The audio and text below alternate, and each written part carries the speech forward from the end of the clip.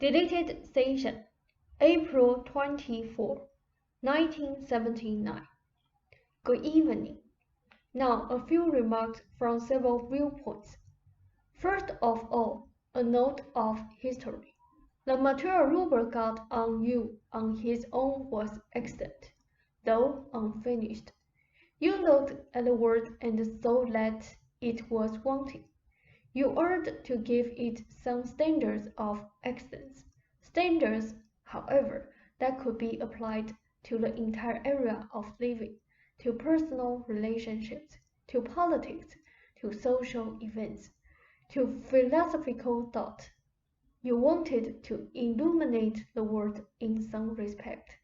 You saw your family as a small sample of the world's peoples, and their interrelationships with each other, and with the neighborhood. As representative of most people's relationship with the world, you were sorry for your parents. You yearned to help both of them, as you yearned to help your brothers. That part of you existed quite intimately in your thoughts, while at the same time you found it difficult to communicate with the family. Well-noted members, they said generally, and you were struck by the great gap of communication that suddenly existed between the most related people. On the one hand, you pursued your version of what was expected of you.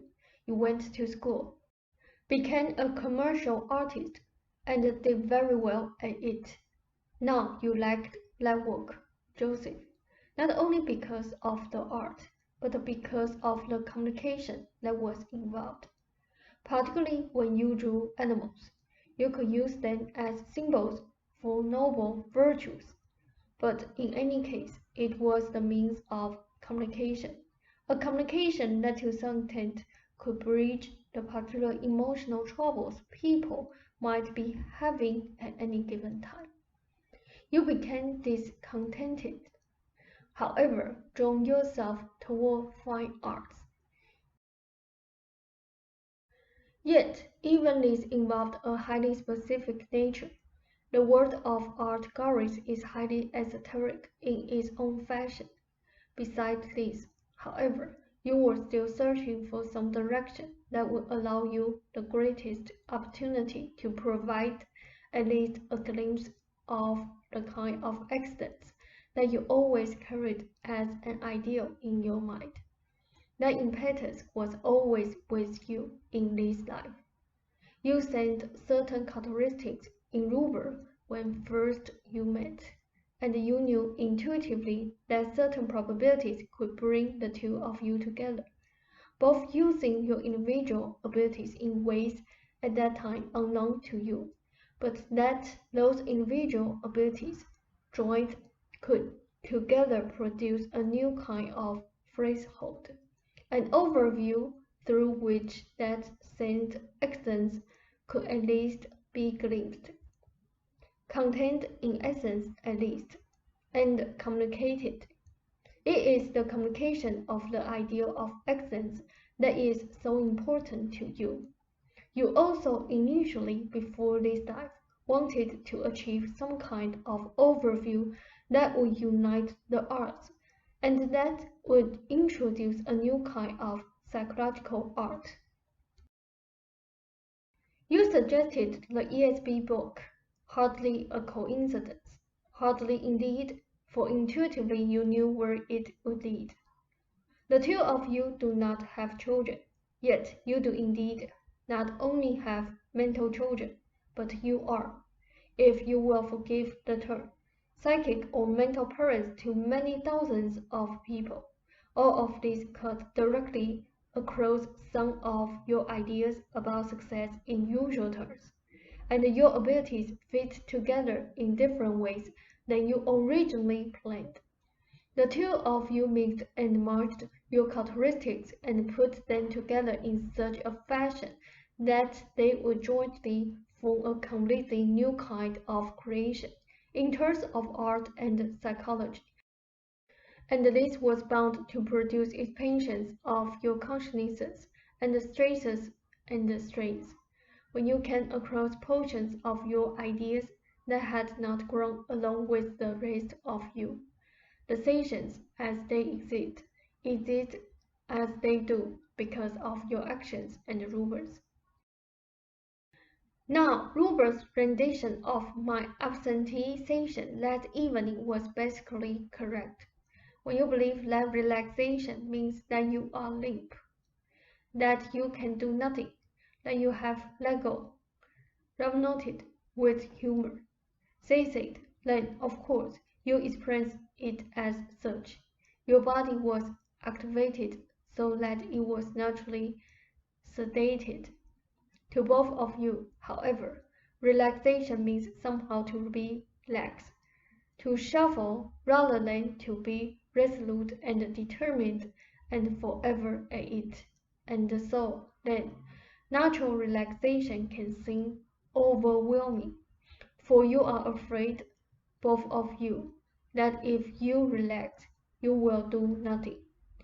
At a certain point, your body does not care. It relaxes you anyway. Now, Ruber has much slighter versions in which, say, daily or weekly tensions no longer collect as they did, which allows him some physical improvement. But he also feels that if he really relaxed, he would only do the dishes or whatever. The world would hardly fall in if neither of you did anything for several days. The relaxed body, however, the truly relaxed body, can physically perform, of course, far better than the tense one. Thoughts of the will and your approaching 50th and 60th birthdays have led you, Joseph, to look over your life, to ask, what have I done? Am I a success or a failure? But when you do so, you often ask the question through the cast of old conventional beliefs. If you ask, is the world a better place to live because I live?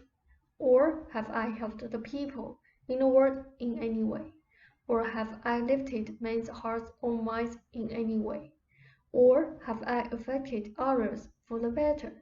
Then those answers must be yes, and there is no better measure of true success. You have been a good and a true partner to Ruber, and indeed you are. Though you do not have children, the two of you do indeed possess a unique relationship, and that in itself is an achievement. You have each given meaning to each other's lives, because you have each sought for it separately also. You are an accomplished person in painting and in writing, and the characteristics that also give you those abilities merge together to form the framework of the sessions, and the excellent quality of the notes, in which, by the way, you communicate to others very clearly those ideas of excellence and those visions that sustain many readers. I am not given to flattery, but these are statements of fact that you should recognize as such. End of session. Ross said, thank you very much, said. She said a note. I do want you to remember Ruber's version of last night's session and follow my suggestions concerning changes that can serve as variations, working variations, to allow you some rest and refreshment. You work, for example, perhaps as many hours as you want, or can, but you completely change the hours, or you work as usual, but you change the furniture in the rooms, or turn the rooms to different functions, or whatever, but allow for such changes in the overall routines. They will refresh you. Ra said, okay.